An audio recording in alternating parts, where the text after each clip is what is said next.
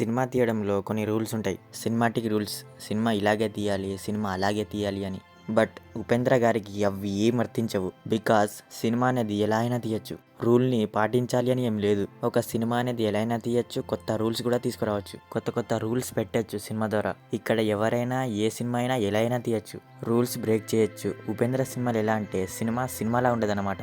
ఆయన మూవీస్ ఎలా ఉంటాయంటే డైరెక్ట్ గాను ఇండైరెక్ట్ గాను తిట్టినట్టు అండ్ మీరు పెద్ద ఎదవలు రాని చెప్పినట్టుంటాయి. ఎదవల్ని డైరెక్ట్గా ఎదవలు అని చెప్పకుండా ఇండైరెక్ట్గా బుర్ర తక్క ఎదవలు అని సినిమాతో డైరెక్ట్గా చెప్పి ఎదవల్ని ఎదవలు అని చెప్పి తీస్తే అందరూ ఎదవలే అని ఎదవ సినిమాలు తీస్తే వెదవలు కూడా వెదవలు అనుకొని వెదవ సినిమాలు చూసి వెదవ అవడం తప్ప ఏం లేదు అక్కడ. క్లాసులు చెప్పి నీతులు చెప్తే డైరెక్ట్గా వినరని ఇండైరెక్ట్గా సినిమాతో చెప్పి మరి ఎదవల్ని చేశారు. మూవీ స్టార్ట్ అవ్వడం చాలా బాగా స్టార్ట్ అయింది. ఇదేదో బాగుందిరా కొత్తగా అనుకున్నా. నాకు డిఫరెంట్ మూవీస్, కొత్తగా ఉన్న మూవీస్ అంటే చాలా ఇష్టం.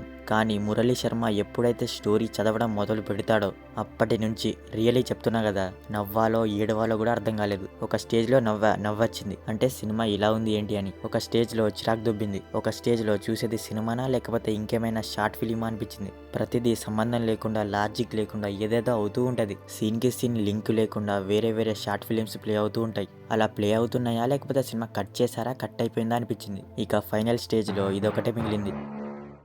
నేను సినిమా స్టార్ట్ చేసి ఇప్పటికీ 2-3 డేస్ అవుతుంది.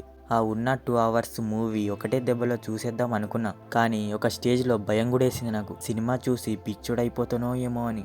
సినిమా చూసి పిచ్చుడైపోయిన కుర్రాడు అని చరిత్రలోకి ఎక్కవాడిని. అందుకే కొంత చూసి మళ్ళీ ఆపేయడం, మళ్ళీ కొంత చూసి మళ్ళీ ఆపేయడం, ఇదే అవుతూ వచ్చింది. కాదు కానీ మేము ఎదవలని చెప్పడానికి, బుర్ర తక్కువ ఎదవలని చెప్పడానికి కష్టపడి 2 గంటల సినిమా తీసి అంతా బడ్జెట్ పెట్టి అంతా తీసి ఒక సినిమా తీసి మరి చెప్పాలా?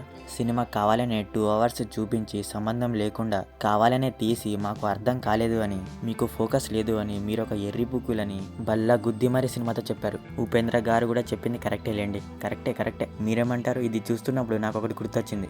చూసారా, అడిగిన దానికి సమాధానం చెప్తే తెలివితేటలు అంటారు, చెప్పకపోతే పొగరంటారు.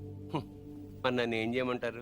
ఉపేంద్ర గారు బాగా మెచ్యూరిటీతో ఆలోచించి కావాలనే ఈ మూవీ ఇష్టం వచ్చినట్టు తీసి ఎలా వచ్చినా పర్లేదు, ఏదో ఒకటి రావాలి, ఆగమాగం రావాలి, మనకు కావాల్సింది అదే అని సీన్కి సీన్ లాజిక్ లేకుండా, క్యారెక్టర్స్లో కూడా లాజిక్ లేకుండా ఏదేదో రాసేసి ఏదేదో తీసేసి అమ్మయ్య మూవీ లాజిక్ లేకుండా అస్సలు అర్థం కాకుండా వచ్చేసింది చాలు. ఇక లాస్ట్లో అర్థం కానోడు పెద్ద ఎర్రిబ్బు కూడా అని చెప్పేశారు. పర్ఫార్మెన్స్ విషయానికి వస్తే ఉపేంద్ర పర్లేదు, రిమైనింగ్ అందరూ పెద్దగా లేదు. బీజిఎం, సాంగ్స్ అన్ని కూడా ఆడియన్స్ని ఇంకా పెద్ద వీపీ చేయడానికి చాలా హెల్ప్ అయ్యాయి. మొత్తానికి యూఐ ఇది ఒక పెద్ద హెచ్చరిక లాంటిది. చూస్తే హాస్పిటల్లో అడ్మిట్ అయ్యి అక్కడ ఉన్న డాక్టర్కి కూడా నేను పెద్ద ఎదవని, నన్ను వదిలేయండి అని చెప్తారు. అయినా సరే చూస్తామంటే మూవీ అయితే G5లో ఉంది. మూవీ అయితే ఫ్యామిలీతో మాత్రం చూడొద్దు, ఎందుకంటే మూవీ అయితే ఏ సర్టిఫికేటే. సో మరిది యూఐ మూవీ రివ్యూ గురించి. మరి మూవీ చూసాక మీకేమనిపించింది అనేది మా కామెంట్ సెక్షన్లో షేర్ చేసుకోవడం మాత్రం మర్చిపోకండి.